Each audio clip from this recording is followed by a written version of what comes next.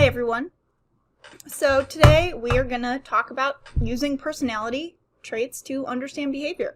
And you may have noticed that I am in a different sport coat today. This one showed up at my house in a box that I am pretty confident came from my mother. So I'm going to try it out. We'll see. The stripes will either be awesome or awful. So either way it'll be interesting. But anyway, let's just get started and head on in. So we've got two major objectives here. First one is discuss why it's important to measure or judge traits. We kind of talked about that in the personality accuracy and judgment section, but we're going to hammer it home here. And next, we'll talk about 4 different research approaches used to connect traits to behavior. So we're going to include examples of findings for each method, and yeah, very exciting, I know. Cool. So what's the point of measuring traits? Well, traits predict behavior.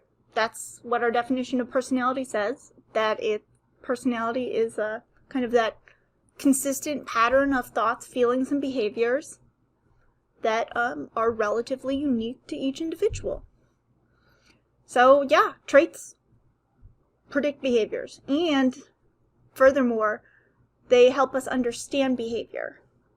So, spoilers, I'm about to tell you why these are important, and I'll probably ask you this as our discussion prompt.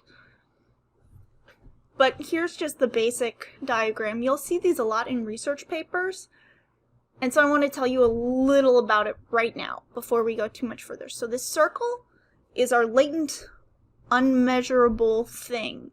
We triangulate it using lots of different measures, but the idea here is that we have this latent, unobserved trait, and the arrows are pointing in the direction, so the trait is causing the expression of these behaviors, which are all in boxes.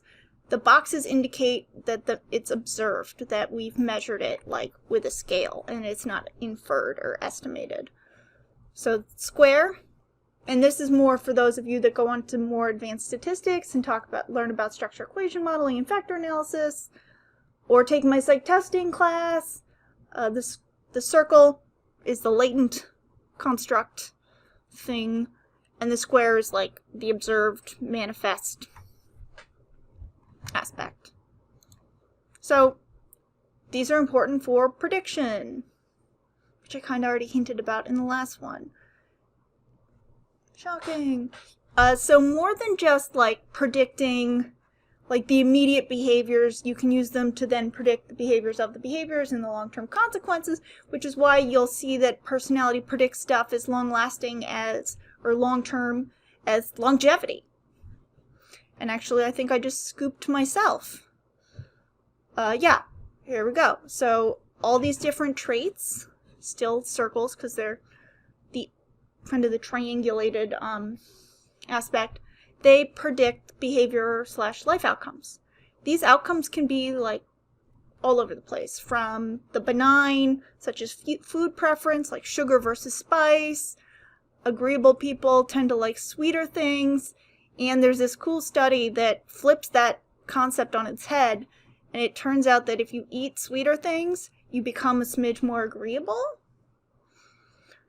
So if you want somebody to agree, like obviously you can't get somebody to agree to something that they wouldn't more or less agree to, but if they're on the fence, you might want to give them a snack that's sweet to get them to be more likely to say yes. Not that I'm saying to bribe people, but there is some empirical evidence that snacks make people more inclined to be agreeable, but only sweet snacks. Also, concert attendance, so like which concert you attend, whether it's a Kenny G concert or a Kesha concert. I think that she's gotten rid of the $sign now in her name, but I'm going to keep it because that's how she was back in the day, and I'm a Luddite. So they can be benign, but they can also be life-altering. So issuing the maximum shock, if you go all the way back to the before, not the before times, but at the beginning of the semester when I talked about the Milgram study, where certain kinds of people were, not everyone issued the maximum shock, but there were individual differences in that, and so personality traits are one way to predict that.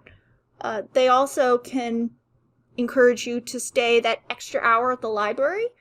So conscientious individuals tend to take more, study for more, longer, and that in turn has an impact on grades.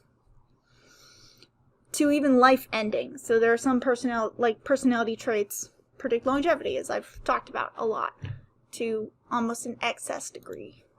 So we're going to talk about 4 different approaches. I'm going to spend a larger chunk of my time on the essential trait approach, but I will cover all 4 of these. First is single trait approach. Most of these are very aptly named, so that none of this counterintuitive stuff. Single trait approach, many trait approach, the essential trait approach, and the typological approach. Alright, so next time, that's where we're going.